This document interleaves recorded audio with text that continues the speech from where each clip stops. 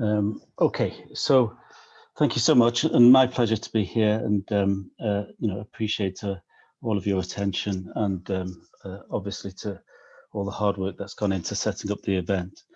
We'll talk quickly and through the brief as I must, but it's a big topic, so I hope that I leave as many questions as things I answer, or maybe more so.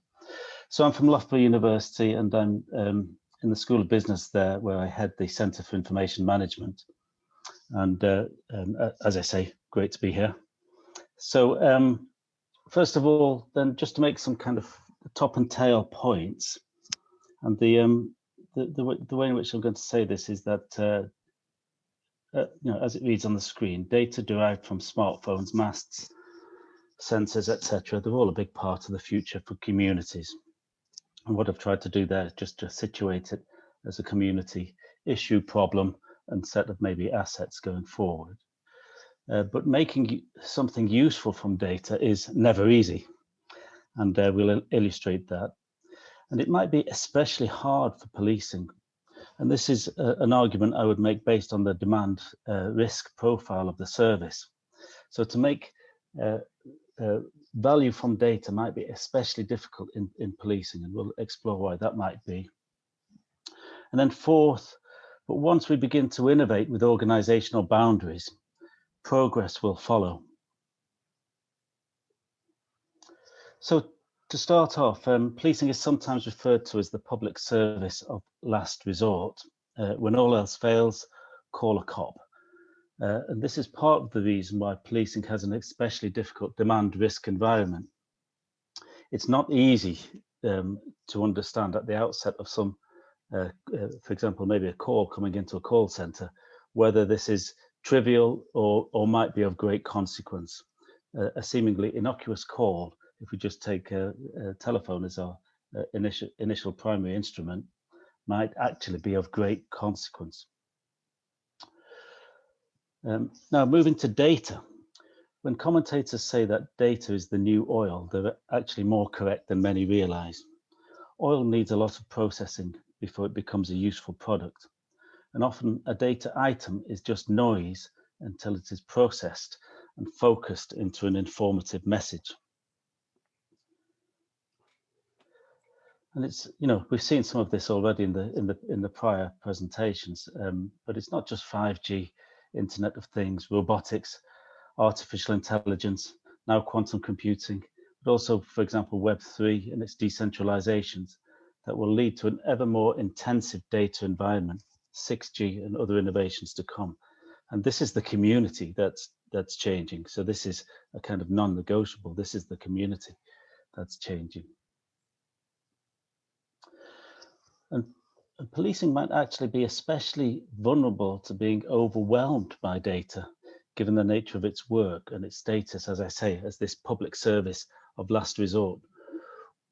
Quite difficult to ask which items of data, which data items are necessary, and quite difficult to see and understand which data items are unnecessary until they go into some kind of processing arrangement, into some kind of processing by the service.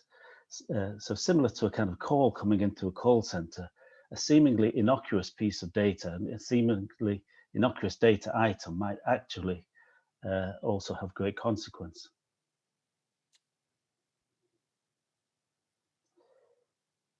Now, the complexity of processing data towards goals of community safety, so in other words, what the police does, is surely much greater and much more demanding than processing data for, say, personalized advertising.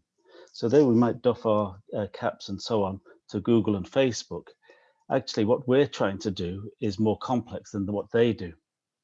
Certainly, if we take the mainstream of how they make their money, I know there's much more to it. But what we're trying to do, for example, in understanding patterns of community behavior or patterns of an individual's behavior, is potentially more complex than the mainstream of what they do, which is, in a sense, to predict how you or I might respond to a given item on the screen. So we've got the models to look for are not necessarily easy to find. Plus, in a policing environment, data might have to be maintained to standards required by the criminal justice system. There are other sectors, other organisations that might have to do that, but they are few and far between. And maintaining data to such standards so that, for example, one can prove its provenance, that it's not been hacked, that it could not have been interfered with or changed at some point, is a special demand. It makes it especially difficult. And key data might originate with the police or with the community or with criminal activity. The sources are incredibly variable. So we keep building a picture whereby the environment for policing is more difficult than, arguably more difficult than almost any other sector. Richard Berry, who some of you may know, working at Loughborough, has done a lot of work on this and is beginning to do, in a sense, set out frameworks and ways in which we can understand for a given data item coming into the service, how do we need to look after it? What are the kind of characteristics of the data that determine how we need to look after it as we use each data item in isolation and in some sort of package profile with other data items. So Richard identifies some of the characteristics of data that determine how it must be processed. And he's developed a 9-feature framework and asking questions. For example, is this ephemeral? Where has it come from? Where has it been stored? Is it varied? Is this part of some other picture? And ultimately, are we going to need this in court? Right, so in a sense, what I've done so far is I've set out some of the problems around data and beginning to move with Richard's work on the previous slide towards some of the technical issues that confront the policing services around data. But now to move to more of an innovation piece and begin to kind of ask questions of, okay, so it's difficult, but how do we make good? How do we make good with this? I put it here that the first rule of innovation is that it must dispute the organizational boundary. If you think about that, if you let that sit for a while, it becomes, I think, increasingly true that innovation of some substance, rather than maybe just the minor increments, but innovation of some substance will always dispute the organizational boundary. So what I want to do just briefly is to dispute one organizational boundary, and that is the boundary between policing and community, and to think of data as an artifact that's shared over that boundary. As we heard on the previous slide, very often it originates there anyway. So consider data originating and shared amongst partners and community that is appropriately proactive. So what I'm trying to begin to move towards here is something to make us think a little bit, maybe something like a healthcare well-being model. We can overwhelm the police service with data.